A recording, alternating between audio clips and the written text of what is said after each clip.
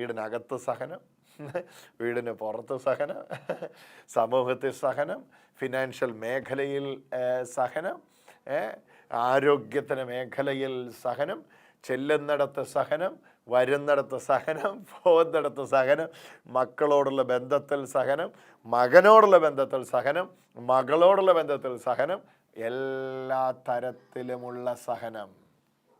കേട്ടെ വചനം, എല്ലാ തരത്തിലുമുള്ള സഹനം, എല്ലാ തരത്തിലുമുള്ള സഹനങ്ങൾ. അങ്ങനെ വായിക്കുന്നത്, തെളിവുകളോടും അത്ഭുതങ്ങളോടും ശക്തികളോടും കൂടെ എല്ലാ തരത്തിലുമുള്ള സഹനങ്ങളിലും ഒരപ്പോസ്തലന് ചേർന്ന അടയാളങ്ങൾ നിങ്ങൾക്ക് നൽകപ്പെട്ടിരിക്കുന്നു എന്ന് പറഞ്ഞാൽ, എന്നോടൊപ്പം സഞ്ചരിക്കുമ്പോൾ ഞാൻ എല്ലാ തരത്തിലുള്ള സഹനങ്ങളിലൂടെ കടന്നു പോകുമ്പോൾ പെട്ടെന്ന് നമ്മൾ പറയാം, എന്നെ ദൈവം വിളിച്ചിട്ടില്ല, എന്നെ ദൈവം കാണുന്നില്ല, അല്ലെ പിന്നെ എന്നെ ഈ സഹനങ്ങൾ, എനിക്ക് എല്ലായിടത്തുനിന്ന് സഹനമാണല്ലോ, എൻ്റെ ദൈവമേ എന്നെ അങ്ങ് കാണുന്നില്ല, എന്നെ ആൾക്കാരിങ്ങനെ വന്ന് പറയാറുണ്ട്. വ്യക്തമായിട്ട് പറയാം, അപ്പോൾ നിങ്ങൾക്കത് കുറച്ചുകൂടെ മനസ്സിലാവും.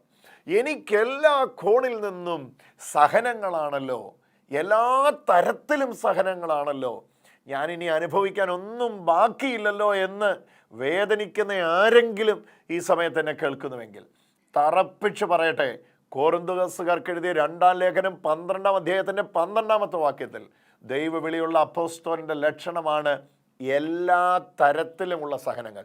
ഇടവും വലവും മുമ്പും പുറകും അടഞ്ഞ് സഹനത്തിൻ്റെ തീച്ചുളയിൽ നിൽക്കുമ്പോൾ ഓർത്തോ, അതിശ്രേഷ്ഠമായൊരു വിളിയാൽ വിളിക്കപ്പെട്ട വ്യക്തിയാണ് നിങ്ങൾ.